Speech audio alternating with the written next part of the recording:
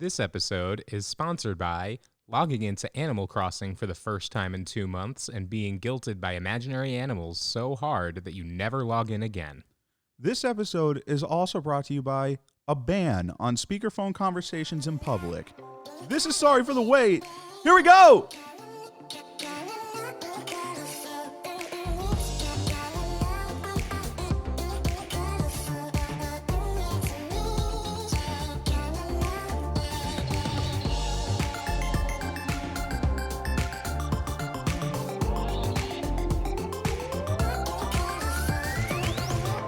Fired up, ready to go. Welcome to the show, folks. This is Sorry for the Wait, a weight loss podcast for regular people, by regular people. I am your host, Seth. And I am your host, Strawberry. Hey, Barry. Hey, what's up? Not much. We're just sitting in our blanket for it. I love our little blanket for it. We finally took a picture of it this time, so we're actually going to put it up soon so that people can see the ridiculousness that we record in. Honestly, I might even be fine not setting up an actual studio and just doing this forever because it's fun to make. Yeah, it is pretty fun to make. But hey, can I run something by you very quick before we get into our weeks? Sure. So a couple nights ago when I was doing like our show notes, doing my show notes, my piece for the show, I got on this weird kind of tangent where I kind of wanted to create a new TV show. Okay, run it by me.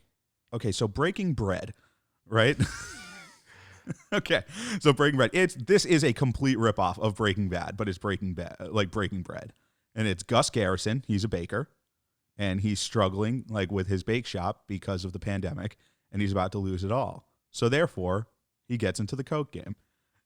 And pretty much he just calls like his batch all-purpose flour. I don't think that's bad. It's not bad. Is there something there? There might be something there. What I was thinking you were going to do is kind of play up the idea of like how everybody's become like a sourdough bread like enthusiast during their quarantining. Ooh. And being like, well, now that's like so like all of the sourdough is so high in demand that he ends up becoming like the kingpin of the sourdough game. Ooh, I actually like that way more. Yeah, we'll develop that. It was so funny because like I saw like my Netflix was up while I was writing my show notes. It was like, watch it again, Breaking Bad for the 8th time. And I was like, oh man. It's never a bad time to rewatch Breaking Bad. I was like, Breaking Bread though. Breaking Bread with Gus Garrison. Because you have to have alliteration. Gus Garrison. Kind of like Walter White. Like, even though Walter White probably would have fit well with Breaking Bread as well. Yeah, some white bread. I don't know. That was just something that immediately came to my mind. But hey, how was your week? My week was actually pretty good. I was, so last week I told you that I was not sure how weigh-in was going to go because I had my Cookie Monster bender. Right. And so I kind of like went into weighing in, like kind of like I was okay, but kind of resigned that I would gain weight this week. Right. And then I actually lost 4 pounds. And you saw me when I weighed myself and I was just like, what the fuck? Which is kind of. I mean, and I was happy, but like, don't get me wrong. But I guess like I really just don't know my own body. Yeah, it is kind of nuts to have like a week where you're just so anxious because you're like, I'm going to fuck this up. I'm going to fuck this up. I'm going to fuck this up. And then the feeling when you get on the scale and you're like, oh my God, it does make you feel a lot better about mistakes that you make because you're like, oh, this is easily reboundable. But we also discovered the other night that your total has been off. Yeah, which as a math person, I was very ashamed to realize because when we had moved apartments, I stopped like logging it right into my spreadsheet. Right. So I don't know, maybe I just forgot a number somewhere.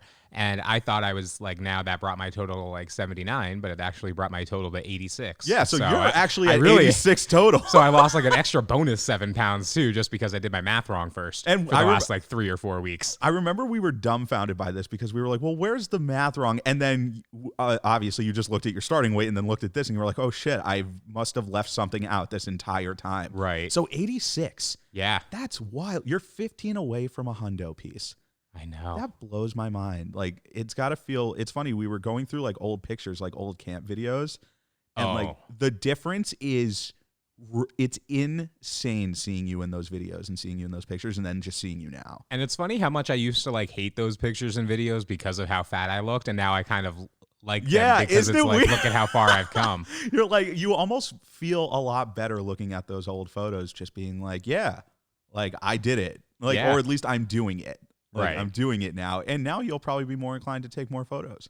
Maybe. You know, Maybe. potentially. I mean, my problem with taking photos was always the fact that I can't make my face look not awkward. Yeah. Like You just have sometimes it's my smile looks really weird. Sometimes it's my eyes look really weird.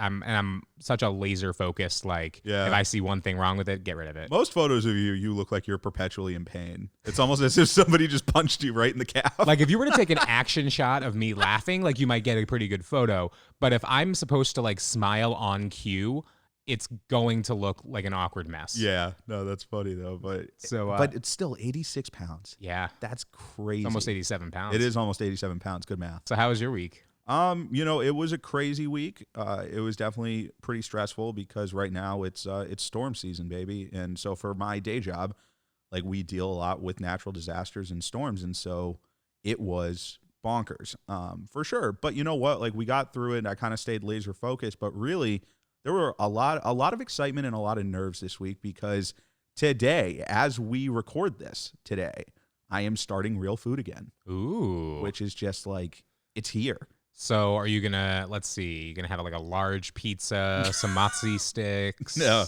part of me wishes, but then part of me knows that I would probably have to go to the hospital because I would be in so much pain. But I went to Walmart. I put in my grocery store order through pickup so that I wouldn't even have to go into the store.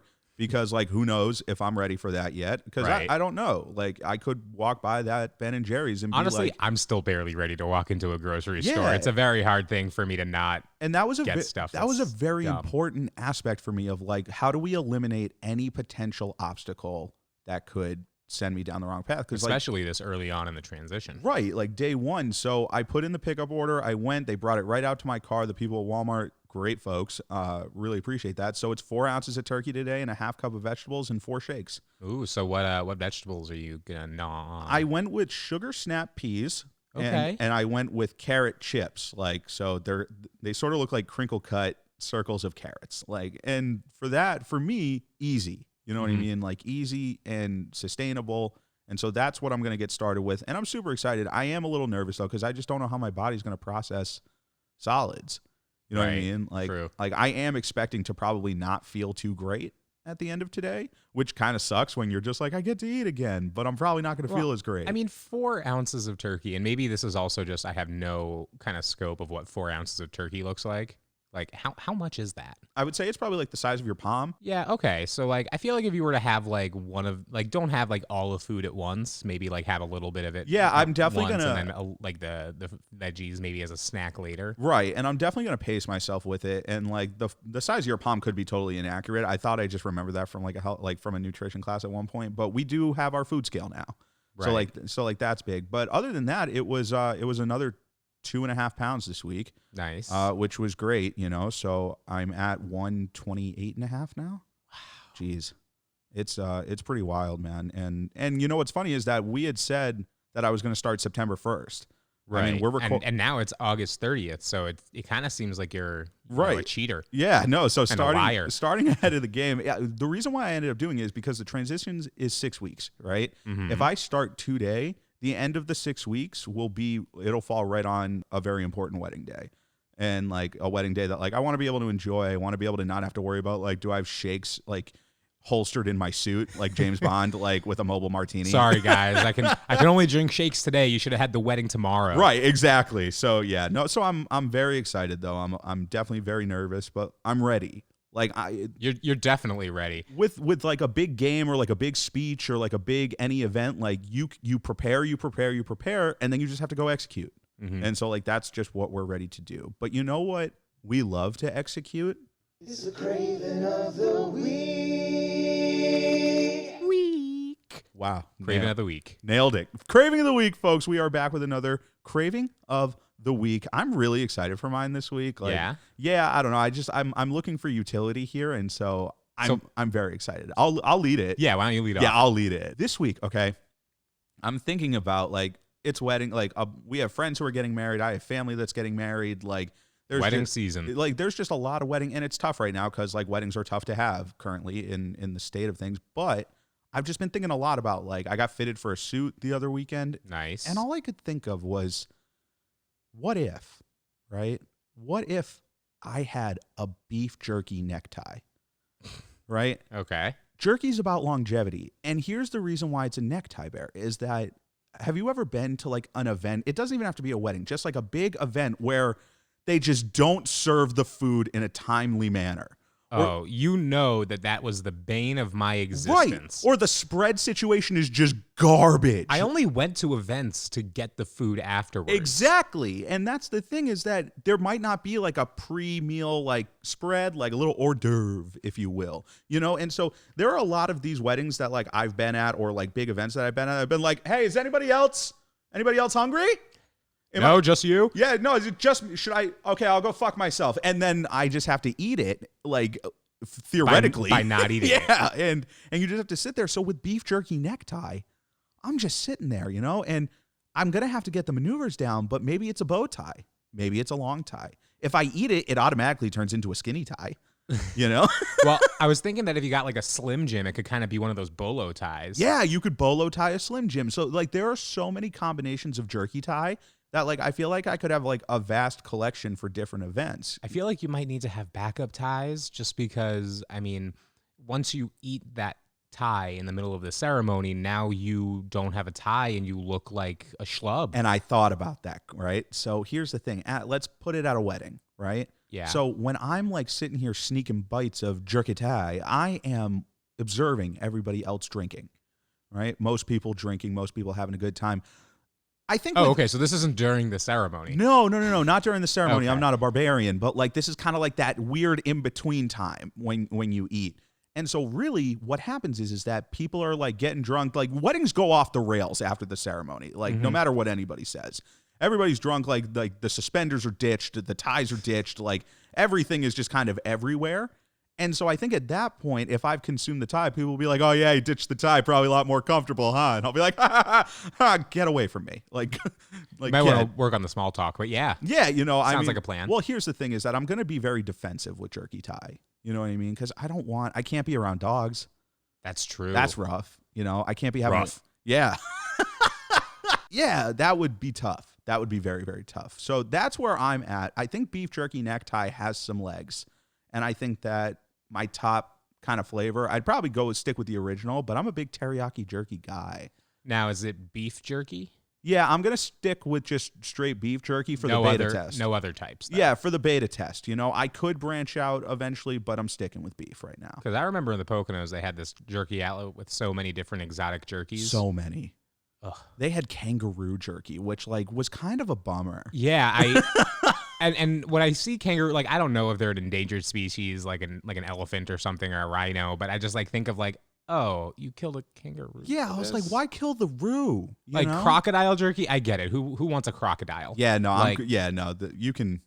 That's Croc fine. trying to eat me. Like kangaroo really is just kind of. Yeah, we don't have enough kangaroos. Did you ever see Kangaroo Jack? I did not. Yeah, Kangaroo Jack. Like I wouldn't want Jack to die. No. That would suck. So I need to know yours. I was thinking about some of our shortcomings throughout the Great Binge period of our life. Yeah, the Great Binge, absolutely. And, you know, we were big app boys. We were appy boys. And we were big pizza boys. We were some crusty boys, yeah. And there was one pizza appetizer that we really dropped the ball on. We really did not get this enough. Okay. And I really feel like I want a giant garlic knot, but I want it in the shape, and I guess it already is kind of the shape, of a loofah. Like a shower loofah? Like a shower loofah. You want a garlic loofah? And you know what? This might cross a line for people. And you know what? That's your right. Like, this is my shower. Don't yuck anybody's yum. Yeah, don't yuck my yum. And but I was thinking of like trying to expand this. What should I use on this garlic knot loofah? Right, like this different seasonings or different kind of like. Well, so I'm thinking of like dipping sauces. Okay. Right? And I know it's already got the garlic there, but my favorite dipping sauce, it's actually from Domino's, is the garlic dipping sauce. Oh, God, yeah, that thing, that garlic butter or and whatever. So can you just imagine dunking a garlic knot into that garlic dipping sauce and then just slathering your body all over? Oh, man. Oh, we're losing people. No, I'm sorry for that. Yeah, no. I told you I might cross a line. Yeah, man, showering garlic knot loofah. Ooh. Ugh. That just gave me the shivers a little bit, but I'm not going to yuck your yum here. But guess what? we have another fan submission craving of the week. Oh. And this one comes from Jacqueline. Okay, this one comes from Jacqueline down in Orlando. Hi, Jacqueline. And we had put up an Instagram post, right? A Craving of the Week community post where people could comment on Instagram. And we got a bunch of really good ones. But Jacqueline's, I really, really liked. And I think that this is something that we would both vibe with really, really well. Jacqueline wants an extra large pizza size grilled cheese. So she wants like a grilled cheese the size of an extra large pizza with a massive bowl of queso to dip it in. And once I saw it, I was like, there are going to be so many people that are like, you're going to dip it? Yes, absolutely. I am all about cheese on cheese action, dude. Can I offer a slight, in my opinion, improvement? Yeah. What goes great to dip your grilled cheese in, but a little bit of tomato soup? Yeah, I don't know though. Are you not a tomato soup dunker? I'm not a tomato soup grilled cheese dunker. Really? I would be more of a dip in queso grilled cheese person than a dip in tomato soup. I don't know what it is. There's a part of like the combination of flavors with the tomato, and I never did this until camp. Yeah. Like, I never even heard of this. Whatever, we would have it. But then at camp they would always serve tomato soup on grilled cheese days, and it was little chef's kiss action. Yeah, no, but I think but I could be down with queso too if it was there. See, now here's the thing with an extra large pizza sized grilled cheese is that are you still slicing it into wedges, like into slices? Well, it's a circle, right? Yeah, so it's a circle. And so I'm wondering if you just kind of attack that thing with the vigor of a true champion and not even cut it. Like you're just kind of folding it up and dipping it into this queso and then just going to town on it. No, I think you cut it up because it just makes it more manageable. Yeah, I you agree with that. you don't want to have this whole big thing that's like you have to pick it up with both hands and then you accidentally like drop it somewhere and now it's wasted. You know, you got to be careful about it. So Jacqueline, we really appreciate you sending that in. And folks, I do. SFTWSubmissions@gmail.com or be on the lookout for the Craving of the Week community Instagram post. So really, there's so many ways that you can get in touch with us. Just give it a shot. Yeah. Try it out. But you know what we're going to try out right now? We're going to go back to something we haven't done since the early episodes. Yeah, we did this segment like one time, and I don't think a single person remembers it. Yeah, and so I figured, why not bring it back? What are we going to go into? We're going to go into sensual eating. Sensual eating. We're going to need to get a different... Did I nail that? Yeah, okay, I'll give you that one. Okay, I think that's a C. I would self-grade myself a C+ there. I would have even given you a B-. Oh, perfect. I'll take the B-. But we're going to go back into sensual eating, folks. Just as a refresher, this is where Strawberry and I both pick something, and we just kind of talk about, like, is it sexy? Or, like, is it warranted to kind of be sexy? You know, food is so constantly been like, that's such a sexy food. But is it? And so I think that it's worth it. So what food do you think, or maybe you don't think, is sexy? Well, this is just one that I kind of wanted to talk about, okay? And so food is relative because it's a drink. Okay. Okay, so I'm going with champagne today. I just want to talk about champagne. Okay. Now, this isn't a knock on champagne, right? I feel like you're saying that, but what's about to follow is going to be a knock on champagne. Well, and I just want you to know ahead of time that I'm not here for it. Yeah, no, I'm not here for it either because I actually thoroughly, for someone who doesn't drink that much, I thoroughly enjoy champagne. Okay. So, but it's historically looked at as sexy, but I just don't know. Like, I don't know. I don't ever see, you always see it in like shows in movies, like champagne, like they toast champagne and then a sex scene starts. Like, never have I like drinking champagne and been like, it's time to bone. Like normally champagne, I think of like a team celebrating winning a championship or like a toast at like a big group event. Well, but I think that's kind of it there, and maybe it's just like the implication of the champagne and not the champagne itself. But when I think of champagne, I think of like toasting on like a very special occasion, and it could be like an anniversary or a proposal or a wedding, and like a lot of these kinds of things where, you know, you're already kind of all horned up. Right. You know, not because of the champagne, but the champagne's there. Yeah, no, and I don't think the champagne would cause anything. I just always never understood the link of sexiness to champagne.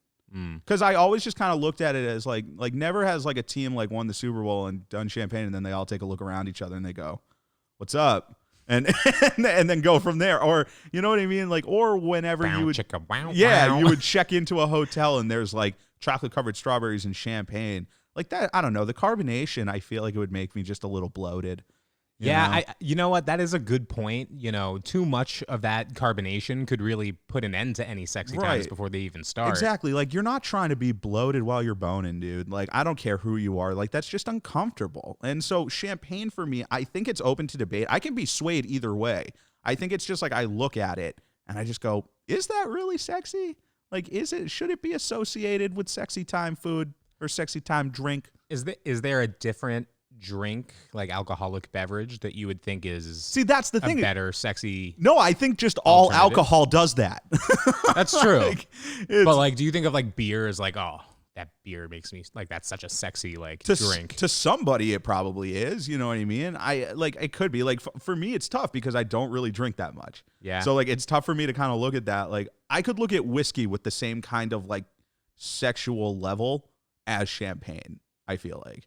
But I mean, can we agree that the sexiest drink is a sex on the beach? Oh, 100%. By definition. Or just like a watermelon margarita. That is so sexy to me. I've actually never had a watermelon margarita. Ooh, God, it is enlightening. But hey, you know, with champagne, I'm on board. Don't get me wrong. If champagne is there, I'd be drinking it. I'm totally cool with that. Just, I don't know. I don't know if it's really as sexy as people make it out to be. But what about you? What are you going with? So I was thinking about all the different emojis and the food emojis that are often used to represent sexy things. So you're talking about like when people are texting food emojis as an innuendo. Okay. Yes. So obviously you have peach, right? And peach, what does peach mean? Yeah, that's a butt. Yes. That's booty. And you know what? I'm down with that. The peach kind of looks like a booty. Yeah, booty. And you know what? A peach is sweet. It's juicy. I think that there's so many like parallels that, you know what, that works for me. Thick 2 C's, if you will. Yeah, I'll give you the peach for a butt. Okay. What I don't peach butt. What I don't really appreciate is eggplant. Okay. Yes, this one I have such a problem with, dude. And I don't. First of all, can we just say there are so many other dick-shaped foods. Many. It's like that scene in Superbad where he's like, you know what kind of foods are shaped like dicks, Evan? The best kinds. And it's like, out of all the plethora of options of phallic-shaped emoji foods, you could have ended up with something better than eggplant. Eggplant? I mean, come on, dude. If I ever sincerely sent an eggplant to like a girl to like imply, like, I would probably call the police on myself. And you know what? Eggplants, like, there's nothing about them that are sexy. And like, maybe this is like a little, like, I don't know. Hot dogs, that works because you can also call them wieners. And that's just really funny. Yeah, that's objectively hilarious. Bananas, I mean, they have like a nice little arch there. Yeah. You know, that like... For the curved one in your life. Exactly, you know? Different sizes and shapes. But I want to present what I would consider to be the pinnacle of options for a dick emoji. Okay. It would require getting a new emoji into the emoji keyboard because it's not there. So you're developing a new emoji right here. It is the red, white, and blue 4th of July popsicle. The rocket pop? The rocket pop.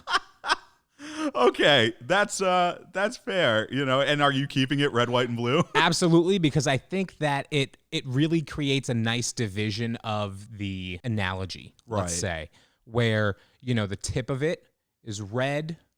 I think you might think of what that might represent. I don't need to say it. Yeah, we're delving into darkness. Yeah, here. Actually, Mom, my grandparents, can you guys just like skip ahead 5-10 minutes? 1 minute or but here's you got the white portion, which could represent the shaft, and then you got the base, which is blue, or it could represent blue other things. Yeah, okay. So I feel like there's just a lot there that applies to the analogy. Right. And I do think as like a very like general thing, I am sort of glad. Well, maybe I'm not glad. I don't know. This is tough because just the whole concept of like emojis filling in for words that we don't just want to spell out through text. You know what I mean? Because like, you know, the first person to ever send the eggplant as their dong, right? I wonder what the response was from the other person. You know, they originally wrote out penis. Like they originally wrote that out or one of the other kind of monikers for it. Right. And then they were just like, nah, this is a little much. And then they went back and then they sent the eggplant and then that person was like, what's that? What's that for? And then they probably still had to explain it. And it was for naught. I don't know. I think that's really weird to me. Yeah, and like I don't know. Eggplant just doesn't make any sense. And like I think the peach one, I think, is where it cuts off. And you know what? The eggplant emoji I can see kind of has that shape, but like when you see eggplants in real life, they don't even really look like that. Yeah. You know, like nobody's ever looked at an eggplant in real life in the grocery store and been like, wow, that looks like a dick. Right. And if that's the case, you need to see a doctor immediately. So that's going to be another sensual eating. You know what? I really wanted to bring that one back. I really liked that one. So folks, if you have any other foods that you just need help thinking through, you need a sounding board for if it's sexy or not, send it to us. Absolutely. We'll tell you. Yeah. SFTWSubmissions@gmail.com. Guess what? We're always there for you. And speaking of being there for you, we're going to go into our main topic of the day and the title of this episode, which is falling for food. Ooh. Falling for food. We kind of worked this title. We shopped this title like for a couple. This was like an hour, just kind of like we knew what we wanted to talk about, but we were like, how do we even, what do we even do for this? What do we even do? Let's just not even do it, but we're going to do it. You know, this is all about the seasons changing. This is all about the seasons changing, and fall's right around the corner. This has been one of the fastest summers I've ever felt. Yeah. You know what I mean? It has gone by so quick. Long days, short weeks. Yeah, long days, short weeks indeed. And so fall's right around the corner. The cold weather is going to start moving in, especially up here in the north. And to be honest, I'm here for it. Yeah, we are cold weather guys. Like, we do like a little bit of that breeze. Although this is going to be a little bit of that chill. This is going to be the first weather where I have significantly less insulation, so I don't know how I'm going to feel about the cold this year. I'm so worried about if we're going to have to run our heat. Yeah, we used to never run the heat during the winter, and it could be like 12 degrees outside, and we'd be like, we can always throw chilly, we can always throw another sweatshirt on because we were husky boys. We had that polar bear insulation, brother. And there's something about like when it's super cold, like I like having the super cold and then snuggling up and like hoodies and blankets and stuff like that. It's just so nice and cozy. But that's how it intersects, I think, with a weight loss journey. And there are so many factors to this, right? But I think the biggest one is that, for me at least, once it starts getting colder out or it starts to become like that fall winter time, like for me, my hunger exponentially grows. Like I'm always 10 times hungrier in the fall and winter than I am in the spring and summer. Oh, 100%. Because at least for the summer, I would bank on like it being so hot out that like I'd be like, it's too hot to even think about eating sometimes. It wasn't often, but in the wintertime when I'm cold, I am all about warm you up kind of food. Well, and I think it also intersects a little bit with like the mental aspect of eating because, seasonal affective disorder, right. When it gets colder and the days get shorter and there's less sunlight, like it is a natural thing that like people's mental health declines a bit. Yeah, it's a bummer. And, especially, I know going into this year, we're finally in like a good mental state right now. So, it's kind of on us to keep that going as it gets tougher. To build that momentum. But, that's something that for people like us, where our eating habits are so interlocked to our mental state, having that just adds another layer of complexity to the change in seasons. And I think so, especially like think about great cold weather foods. Like you've got like soups, hot chocolate. It's baking season. Like people start baking everywhere I turn. There's pumpkin spice. Oh my God, it haunts my Seth. Existence, dude. I am a pumpkin spice basic bitch, you I really are. Love it. You love it. Like you are the icon for pumpkin spice, and everywhere I turn, it's there. And that's such like a good cold weather food. Like I love that. And then here's another thing is that when it comes to like your motivation when the seasons change, it's going to start getting dark way earlier. And that, I don't care who you are on any kind of weight loss journey, once you start seeing it get dark out, it makes it so easy for you to be like, oh, I'll push it off till tomorrow. I'll push it off till it because it's dark out or it's a little bit gross out. It's 4:30. It's basically bedtime. Right, exactly. Because we're just so programmed that like once the sun goes down, like the day is so over that you really can't do anything. Maybe that's just an us thing because I think. I think it is kind of funny. Like we do like go to sleep pretty early and wake up pretty early. Right. And so now, I mean, that is something that I think we're going to have we're going to be challenged with, of trying to make sure that, and I know everybody's not like that. There are some people that can still do things after the sun goes down. It's just like a revolutionary thing for us. But I do think that it makes it easier to just kind of be like, not today. Whereas Yeah. like the summertime, I think it's at least a little more flexible in terms of like it's 7:30 and it's still light out. Well, and same thing with like when it comes to me and like going for walks and stuff. So I'm gonna be transitioning. I have not been keeping up with my morning walks. I'm gonna be transitioning to doing like evening walks because it's just gonna work better for my schedule coming up. Yeah, absolutely. You know, once it gets like really cold, it becomes a lot easier to be like, nah, fuck that. I'm not going out today. I will do it tomorrow. Right. And because I think that you have to have multiple kind of options in place for when the weather turns. It's almost like here's like plan A, plan B, plan C in terms of like your exercise and maybe your eating habits in terms of Maybe I'll just get like a Richard Simmons VHS and plop that in. like it doesn't have to be like sweating to the oldies. Come on, gang. You can do it. I was locked in my basement at one point. Like, do you remember that whole scandal? No, I don't. He was like being held hostage at one point. In his like, own basement? Yes. Oh my God. I can't believe I had no idea this was even going to come up, but this was like a big news story where like he was being held. When was this? This was a couple years ago. I think he was like being held against his will. Like, but Oh my like, God. but was like almost kind of just like saying like, no, everything's fine. And then like blinking in Morse code to tell people to come help him. But I'm going to have to look that up again. But like for me, right, or at least just my thinking on this, I don't think it has to be one food plan and one exercise plan for all 12 months of the year. Oh no. Right? Like doesn't You gotta switch it up. I've gone through like 3 or 4 different like phases of my like and I think weight loss just this year. You have to think of it in a macro sense, right? Is that we were at camp, so like camp is one big sample size for us, and we just did the same thing. Like over and over and over again. And so I think we always felt like, well, I just have to find a way to recreate that at home. And, right. And you couldn't because we had school, like people at work, like you have so many other factors in play. And I think it applies to right now. Like I remember my first summer when I came home. I'm sorry to interrupt you here, but no, go for it.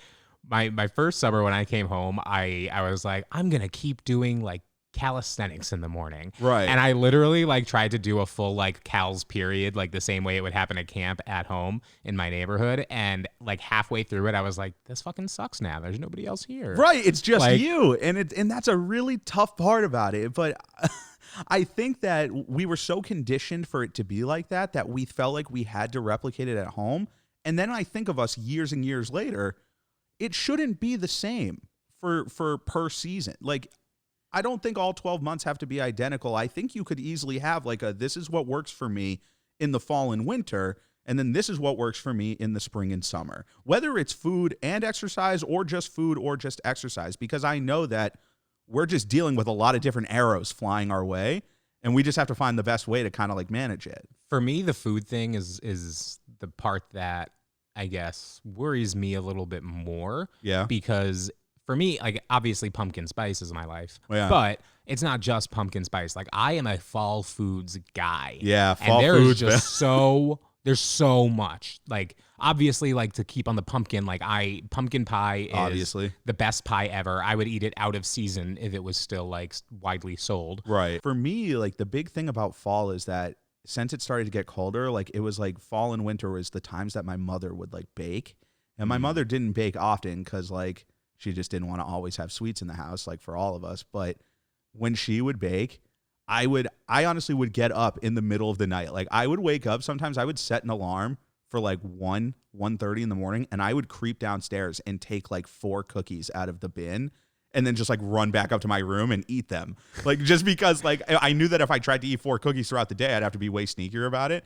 And I was like, this is just me waiting until everybody's asleep. and then I think at one point, like I had to like brush crumbs out of my bed. Oh, of course. You gotta make the crumbs and then worry about them later. Yeah, because those are the things those are the lengths you'll go to when there are finally sweets in your house. Like, did your mother ever get like sugary cereals at all? Yeah, like, I mean, up? we weren't really cereal people, but like this was probably not the best nutritionally, but we would have Pop-Tarts for breakfast like every single day. So with cereal, right? Like my mother was always like very like with good reason, like we would have like cornflakes and stuff, but like we would never have the thing. And then I remember one time my dad bought like the super family size box of Cinnamon Toast Crunch and brought that home. And I think that box was gone in like 3 days. Yeah. Like between like me, my sister, and my dad. It was so freaking good. I mean, the milk in it it makes the milk so much better. But yeah, I think also, like while we're talking about fall foods, Thanksgiving. yeah. Right? Well, that's kind of wrapped up into the whole fall foods thing too, right? because you're pivoting right into the holidays, and Thanksgiving is like, I want to do like a special Thanksgiving episode, obviously, when it gets through here, because I don't know about you, but like I'm super nervous for Thanksgiving. Thanksgiving was just always my excuse to like eat. Like it almost made every other meal that I've had look small in comparison. Exactly, and that's like, it freaks me out because I know that Thanksgiving is going to be a time where either you're going to be here and we'll go hang with my family again, or you might even head back to New York. I don't know. Yeah. Like it could be one of those things, but always around family, like especially after somebody loses weight, that's the main topic of conversation when they talk to you. And then it makes it self-conscious when everybody's complimenting you on your weight. And then you're like, okay, I guess I won't eat as much as I was going to. Right, before. exactly, because that does get in your own head. Like it really does. But that's for way down the line. I think just the biggest thing I think when transitioning from season to season is to not just act like everything's going to be the same. I think that's like the first step into breaking good habits, is just to be like, well, nothing's going to change. No, things do change. So it doesn't mean it's going to be bad, but just account for it. Account for the fact that it's going to start getting darker earlier. Account for the fact that like it's going to be colder, and then just see like, okay, well, what are a few things that I can do to make sure that I stay consistent? I think that's the big thing. Yeah. Ooh, mulled apple cider. I can't wait for that. Apple cider, man. Maybe we start drinking even hard ciders again. Heyo, let's get some Angry Orchards up in here, you know? But either way, I think that with falling for food, I think that it can be very, very overwhelming and intimidating when seasons change and you're on a hot streak. Like when you're on a hot streak. And I think it's even more overwhelming when you have maybe stumbled a little bit towards the end of the summer and then you're going into a whole new season. It's like a whole new battlefield. And like these are the two seasonal changes that are like bad seasonal changes, because Right. like nobody like leaves winter and goes into spring and is like, fuck this. Yeah, exactly. And like, I want to stay in winter.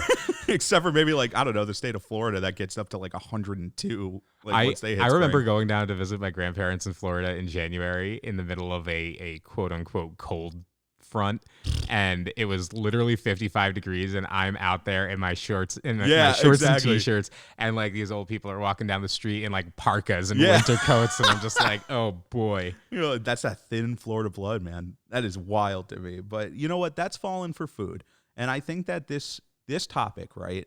I think that as I transition and as you have big changes coming up, I think that as we go forward, we're going to throw anything and everything at the wall to see what sticks, because that's the way that we get through these things. Is like it's trial and error. And then once we find the one thing that hits, we hone in on that, and then we keep it running. And we just become some small boys. That's what we got to do. The big boys of podcasting are trying to not be as big of boys, you know, but still the big boys of podcasting. Always. But we're going to finish off with a favorite. This is one of my favorites, and I'm so happy that you pitched it. What are we going to finish with?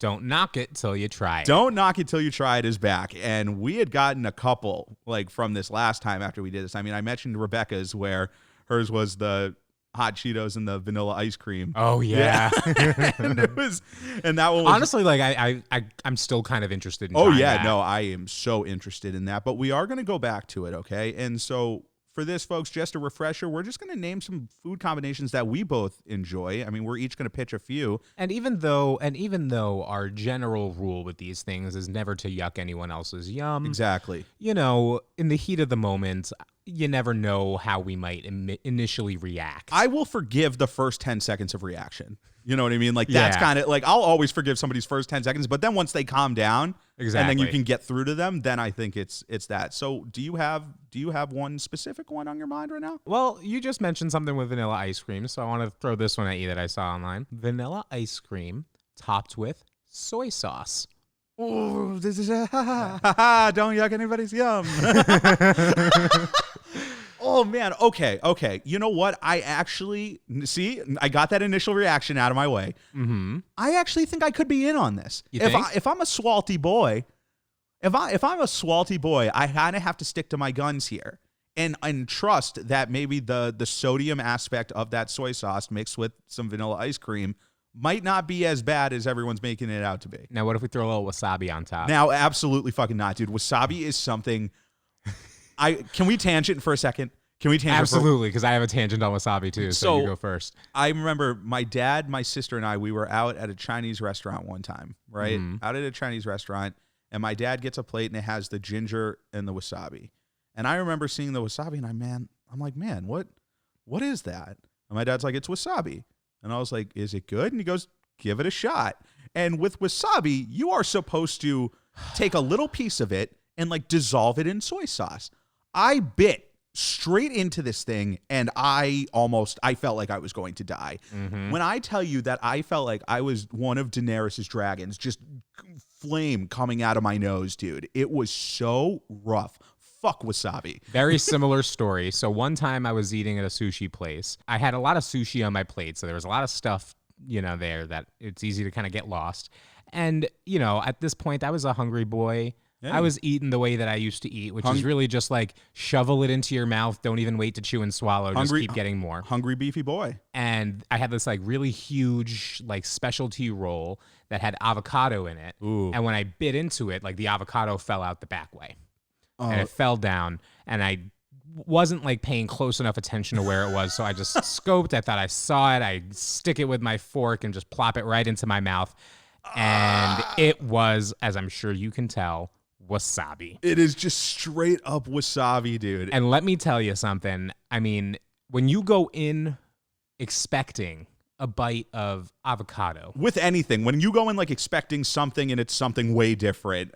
But I think like expecting avocado and getting hit with wasabi, that is getting kicked in the nuts 6 straight times. Because then at that point, you just can't recover. It's not like you have any milk around you. Like you are. Like everything around you is just going to make that thing worse. I just went to the bathroom and tried to like spit and gargle and rinse for like 20 minutes. So we needed to take that tangent because we both obviously had very similar stories there. But ice cream with soy sauce, of course, like at first I'm kind of like, but you know what? I would give that a shot. Okay. I really would give that a shot. Can I throw another one at you? Yeah, absolutely. Grilled cheese with banana. Nope. And you know what? I'm not going to yuck anybody's yum there, but I don't even like peanut butter and banana. Like, interesting. Yeah, okay. like I'm not, and I love peanut butter, but like that's why. See, I like grilled cheese and I like banana, but I'm also with you. I won't yuck this yum, but I won't try this yum either. I won't try that yum. I will not try that yum. Ugh, no. Now, if you were to try telling me that you were going to make me a grilled cheese with banana bread as the slices, maybe I'll give it a try. I'll give that a shot. I will 100% give that a shot. But can I actually give you one of mine that I actually did my freshman year of college? Please do. So on our college campus, right, down at the University of Florida, obviously a very famous chicken establishment, right, that I would go and get chicken sandwiches from every now and again. Mm-hmm. And then one time I came back, right? I had 2 chicken sandwiches, right? All right. I came back, and then I was just like, I had forgotten to get sauces. I totally blanked. I just grabbed it. Rookie mistake. I just grabbed it and left. Like I was kind of in a little bit of a rush, so I just wanted to grab it and go. And so I totally blanked on getting sauces, and that was rough because I was like, well, shit, like, it'll still be good, but I'd rather have it with sauces. Right. So I opened up my mini fridge at the University of Florida, and I had just gone to Publix, and I had bought a loaf of bread, a thing of peanut butter, and some Smucker's grape jelly. I think I see where you're going with this. So I looked at the grape jelly, and I kind of kept looking around. It's just me in the dorm room. My roommate wasn't even there at the time. And I was just like, is someone secretly going to watch me? Like, as soon as I pull this out and put this on a chicken sandwich, is someone going to pop in and be like, FBI? Like, put the jelly on the ground. Put it on the goddamn ground. And so I took this out, and you know what? I was like, you know what? Let's just put it for a bite. Mm-hmm. And so I put it down for a bite, and I took that bite, and Barry, I'll be damned. This was phenomenal. Yeah. It was so good. Smucker's grape jelly on a fried chicken sandwich. Now, you didn't try it with the peanut butter too? No, Interesting. Because I went with the peanut butter on the burgers at Relish. Right. Like we had talked about with Slam Doetry, but I didn't want to put peanut butter on the chicken sandwich. I don't know. I was just kind of like, I just didn't think it fit. Okay. So I went with the grape jelly. And when I tell you that I smothered both the sandwiches with grape jelly, and every time I went to that chicken place, I never got sauce ever again. And you just went back and put jelly on it. And I put Smucker's grape jelly on it. And nice. People probably would think, and people probably do think I'm a little psychotic for doing that. But you know what? Don't knock it till you try it, baby. But do you have any? I know last time you had found a whole list of popular ones on the internet. Do you have any more? I do. Let's go. Let's run it. Let's go speed round. Pickles with Oreos. Now, I'm just never a pickle guy. Like I've never had a pickle that I liked, food wise, and so I would just pass on that no matter what. I'd give it a shot. Huh? A thinly sliced, like Now, like a sour. no, like a kosher dill, like sliced very thin, and I'll wedge that in the Oreo. I will give that a shot because I don't know. I'm like, it weirds me out a little bit, but I'm not so offended on it by it that I wouldn't try it. See, I'm such like a non-pickles guy that I really like. I don't even like fried pickles. Yeah, which blows my mind because I love fried pickles. Like if you find anything that's fried that I don't eat, that's like it's crazy. That's a novelty. Yeah. So any more? I have a couple more. I don't think that they're as controversial. Rice with ketchup. Yeah, that's something that I feel like I would do as a kid. Yeah, I feel like it's something that wouldn't be bad. It's just kind of like lame. Yeah, I guess it's almost like when people like Patrick Mahomes, the quarterback for the Chiefs, who like puts ketchup on his steak, like, and like his teammates were like, "What are you doing?" And he just puts ketchup on his steak. I mean, not to yuck someone's yum, but I would rather put ketchup on a steak than eat a well done steak. That's fair. You know what? I'll let you have that. And then one that I like that I saw that I think some people might have a little bit of a problem with if they're closed-minded is ice cream with French fries. Oh yeah. And like, if you've never had the like a McFlurry with fries, me up with that, dude. I am all about that. Dipping those fries in there. Oh man, that is the perfect. But here's the thing. I feel like you really need to have good, firm fries. You want to be able to dunk your fries in and not have it. Like if you have like a soggy fry. And then you dip it in and then it gets ripped in half. And it's like you're not going to have a good time. It's lost in like ice cream purgatory, like just even there. And you're like, I'll come back for you. Right. You almost want to have, I would even say like maybe even like a waffle fry where it's like nice and crispy, but you can like scoop it like a chip. Scoop that shit up. I would love that. Waffle fry with McFlurry would be... Oh, that sounds really good. But we do have a submission for this, oddly enough. Ooh. We got this submission from our good friend Pump, who had sent in about the grease truck sandwiches. So Pump, shout out to you, baby. We love you.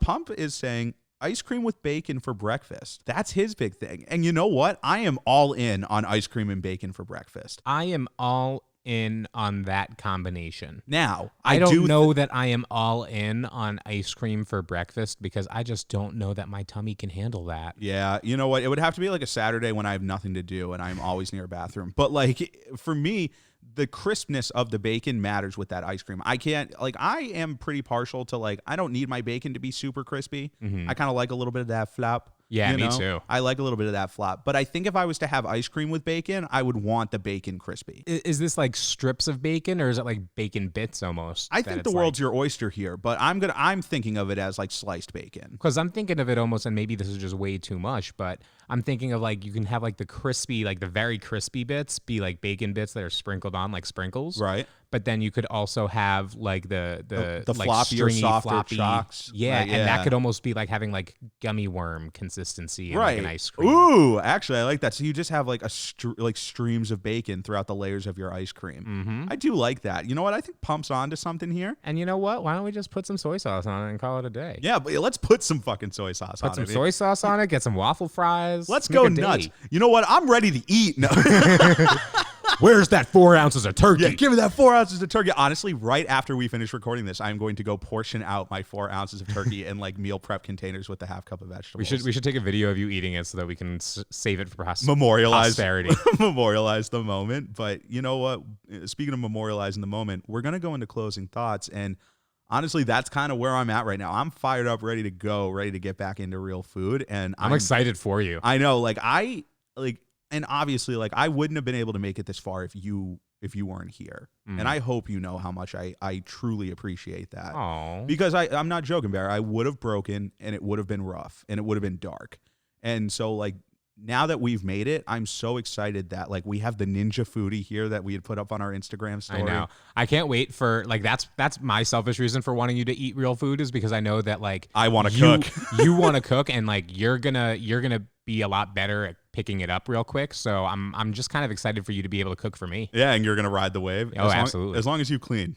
Yeah, no, Ask my mom. I'm always good at cleaning the kitchen afterwards. See, see, folks, it's all about balance of dynamic, even with this podcasting domestic bliss right here. Exactly. You cook, I clean. And so, folks, thanks for listening to another episode of Sorry for the Wait. We can't tell you enough how much we appreciate it. If you want to submit to us, submit to SFTWSubmissions@gmail.com. And make sure to follow us on every single social media platform under the sun. And you heard our voicemail from Abby and Warwick. Leave us a voicemail at 774-855-9433. And remember, give us a 5-star rating and leave us a review if you would on Apple Podcasts. We need those reviews. We need those ratings. We really, really appreciate it. We're over 3,000 unique listeners now. I'm so happy. Thank you to all of you listeners. Seriously, the amount of people that are like listening to us like almost freaks us out a little bit. The fact that no offense, and I don't want anyone to take offense at this, but like personally, I think of like, who wants to listen to me that much? Like, why? And like we're so glad that people do, because we think that we just have something super relatable here. Oh yeah. And I think we have something that can go the distance, and it's all thanks to every single one of our listeners, and we really appreciate it a ton. And you know what, folks? Until next time, I'm Seth. And I'm Strawberry. And a little bit something different. Wakanda forever. Rest in power, King.